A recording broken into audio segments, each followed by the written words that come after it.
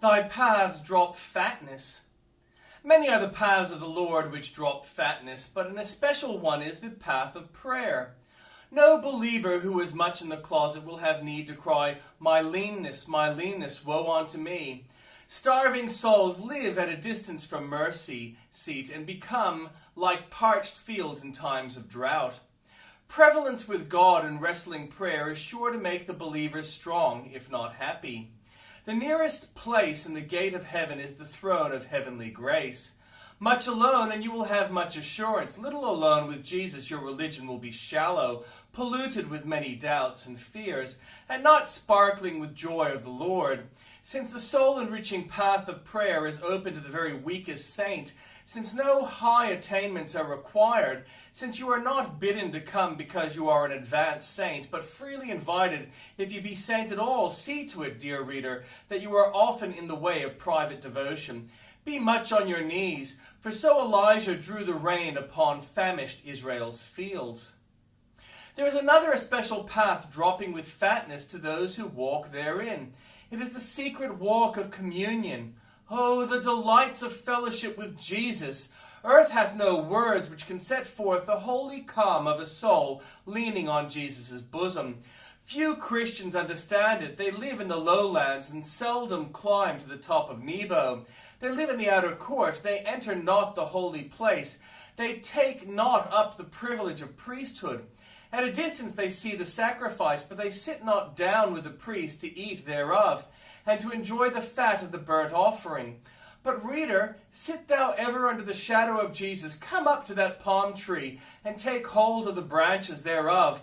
Let thy beloved be unto thee as the apple tree among the trees of the wood, and thou shalt be satisfied as with marrow and fatness.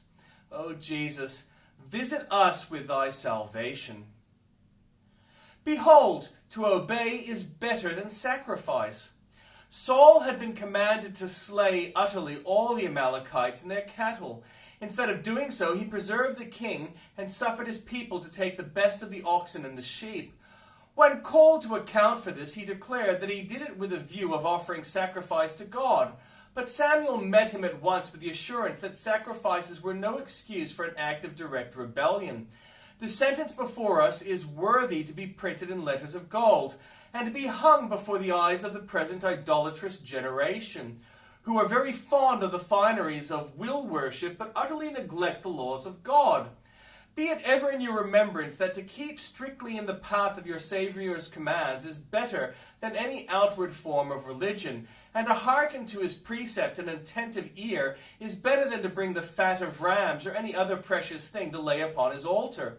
If you are failing to keep the least of Christ's commands to his disciples, I pray you to be disobedient no longer. All the pretensions you make of attachment to your master and all the devout actions which you may perform are no recompense for disobedience. To obey, even in the slightest and smallest thing, is better than sacrifice, however pompous. Talk not of Gregorian chants, sumptuous robes, incense, and banners. The first thing which God requires of his child is obedience. And though you should give your body to be burned and all your goods to feed the poor, yet if you do not hearken to the Lord's precepts, all your formalities shall profit you nothing. It is a blessed thing to be teachable as a little child, but it is a much more blessed thing when one has been taught the lesson to carry it out to the letter. How many adorn their temples and decorate their priests, but refuse to obey the word of the Lord? My soul, come not thou into their secret.